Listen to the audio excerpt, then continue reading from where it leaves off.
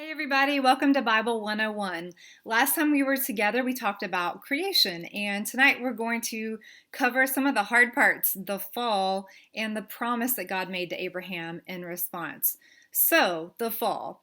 If you remember back to the very beginning when we started talking about the Bible, we talked about how a lot of different people interpret the Bible in different ways, meaning that one story might mean something to one person that it doesn't mean to another. They might interpret it different. They come to different theological conclusions about it. The fall is one of those stories. It's a tricky one, but I bet you've heard it, right? What is the fall? It's where Adam and Eve are in the garden. They are walking around naked. That's right, they have no clothes on. They're in this beautiful paradise, and God is walking with them. And what does God tell them? Do you remember? Don't eat the apple off of the tree of good and evil, of this knowledge of good and evil. And what does Eve do? Well, Eve eats the apple. And all of a sudden, as soon as she eats this apple, right, their eyes are opened and they become aware of the fact that they're naked. And so all of a sudden, Adam goes around, he's trying to find leaves and sticks to put clothes on them. And God says, "What are you doing?" And he says, "Oh, well, I was putting together some clothes because we don't have anything on." And God says, "How do you know that you're naked? Did you eat from that tree?" And that's the point in the story where we realize that what has happened here is a loss of innocence. When Adam and Eve take the bite of that apple, they lose their innocence, and all of a sudden they have the knowledge of good and of evil. Um, Later in church history, this story would be taken and it would produce something called original sin. Original sin is this doctrine that when you're born bad, that you are born into sin, that there is nothing good in you apart from what God redeems and saves. But if you read it carefully tonight as we read together, you'll see that there is actually no phrase that says original sin. In fact, the story of the fall doesn't use the word sin. It's pretty interesting. What it does say, though, which I think is really interesting, in verse 22, chapter 3, it says, "The Lord God said, see, the man has become like one of us, knowing good and evil." Not becoming good and evil, but knowing good and evil. And there's consequences that come for knowing good and evil. There's a curse that's put on the snake. There's a curse that's put on the woman that she's going to have pain and childbirth. The snake is that everybody's going to hate snakes. And that's still totally true. The third is that the man will have to toil the ground, that it'll be hard, that life will be full of work. These stories at the beginning of the Bible, they're there to try to help us understand who we are, how we got here, and why we're in the condition that we're in. And so this one talks about how we became broken in a sense, how those things in us are not exactly like God and why that came to be. So what I want to talk to you about really briefly is the difference between guilt and shame. And I think that verse 22, is really important when we talk about the fall because it says they became like us, knowing good and evil and not becoming it. So when you're having guilt about something, it's because you did something bad and you have an actual response to that is healthy, right? You feel guilty that you did something wrong. The difference between that and shame is with you all the time. And shame tells you that you didn't do something wrong, but that who you are is wrong. And there's a big difference between guilt and shame.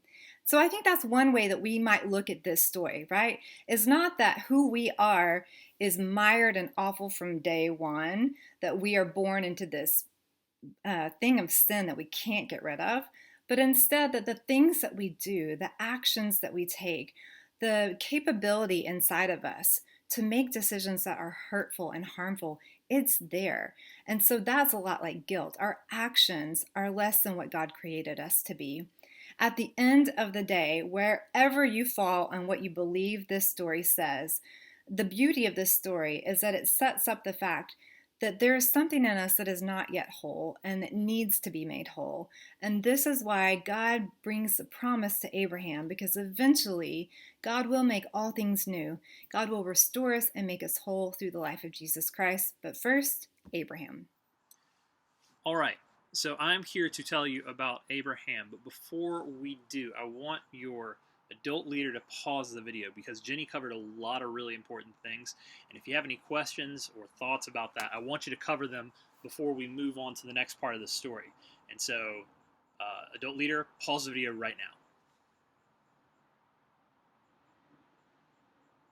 That was me being really still. I don't know if that actually accomplished what we needed to. I'll give you one more chance in case you need to pause again. All right. Anyway, so before we get to Abraham, we're jumping ahead in the story. And so a lot of things happen, and it all pretty much gets a lot worse. Adam and Eve leave the garden. They have two sons. Their names are Cain and Abel.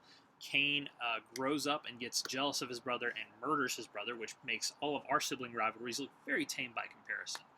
And things continue to sort of go downhill from there. More and more people come upon the earth, and as these societies rise up, they're very wicked. So wicked and evil and sinful to the point that God's just like, you know what? We're going to flood the earth, and we're going to start with this family of this guy named Noah and see what happens from there. And so that happens. The Tower of Babel happens. All of this stuff happens, and it's just kind of there's a lot of heartache and a lot of brokenness that exists in the world because people are basically doing what they think is best. They're being selfish and they're being hateful and all of these type of things.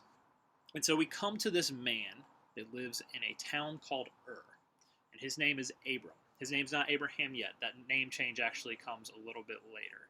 God changes people's names a lot in the Bible to sort of give them a new way forward.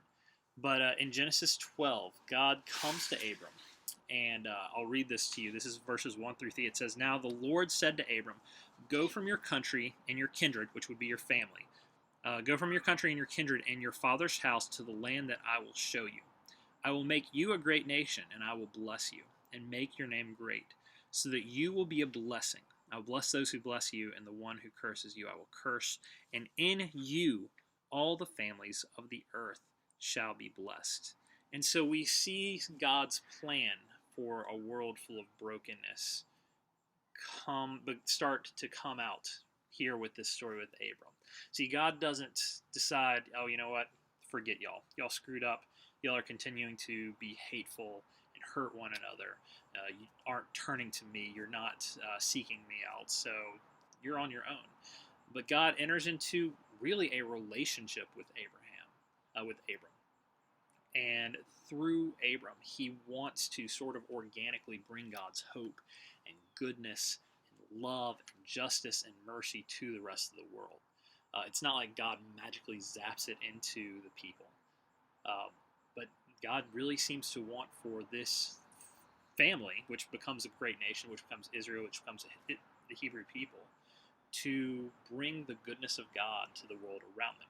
And of course, we as Christians, we trace Jesus' lineage back to Abraham. So when it says that in you all families of the world shall be blessed, we see that come to fruition in Jesus. That in Jesus, who showed us what God is like, who showed us what it means to love one another, who showed us how to be made right with God and to ask for forgiveness of sins. We see that fruition of what God is saying to Abram right here. And so that's the main thing that we want to leave you with. We didn't just want to give you the fall and be like, everything's awful. We wanted to point out that there was a plan. And we see that plan play out not just with Jesus, but throughout the Hebrew Bible, throughout the Old Testament. And that's what we're going to continue to look at as we go through the fall. So that is the Bible 101 for today, and hope you guys have a great rest of the evening. Thanks.